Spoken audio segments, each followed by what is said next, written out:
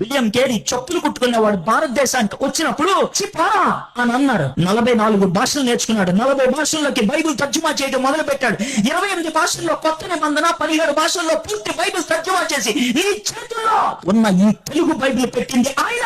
ఎందుకు ఈ రోజు భారతదేశం తలెత్తుకొని తిరుగుతుందంటే కారణం విలియం కేరీ. రైలు బండి ఎక్కింది భారతదేశం విలియం కేరీ కారణంగా. పెన్ను పట్టుకొని రాయటం మొదలు పెట్టింది భారతదేశం విలియం కేరీ కారణంగా. భారతదేశం న్యూస్ పేపర్ చదవటం మొదలు పెట్టింది విలియం కేరీ కారణంగా. ఇంతమంది ఆడవాళ్ళు ఇక్కడ కూర్చొని బైబిల్ తీసి చదవగలుగుతున్నారంటే విలియం కేరీ ఆడవాళ్ళకి స్కూల్స్, కాలేజెస్ తెరవటం బట్టి సాధ్యమైంది.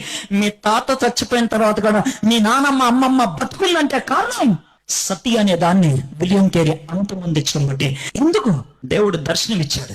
అంధకారంలో ఉన్నటువంటి భారతదేశాన్ని వెలుగులోకి నడిపించాలి అని. దేవునితో గడిపితే ఆయన ఒక దర్శనం ఇస్తాడు.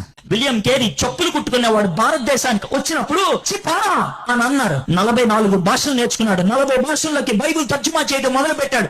28 భాషల్లో కొత్త నిబంధన, 17 భాషల్లో పూర్తి బైబిల్ తర్జుమా చేసి ఈ చేతుల్లో ఉన్న ఈ తెలుగు బైబిల్ పెట్టింది ఆయన.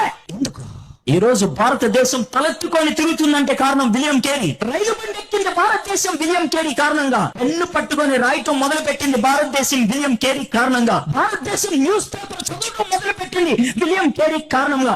ఇంతమంది ఆడవాళ్ళు ఇక్కడ కూర్చొని బైబిల్ తీసి చదవగలుగుతున్నారంటే విలియం కేరీ ఆడవాళ్ళకి స్కూల్స్, కాలేజెస్ తెరవటం బట్టి సాధ్యమైంది. మీ తాత చచ్చిపోయిన తర్వాత కూడా మీ నానమ్మ, అమ్మమ్మ బతుకుందంటే కారణం సతి అనే దాన్ని విలియం కేరీ అంతమొందించడం బట్టి. ఎందుకు దేవుడు దర్శనం ఇచ్చాడు? అంధకారంలో ఉన్నటువంటి భారతదేశాన్ని వెలుగులోకి నడిపించాలి అని. దేవునితో గడిపితే ఆయన ఒక దర్శనం ఇస్తాడు.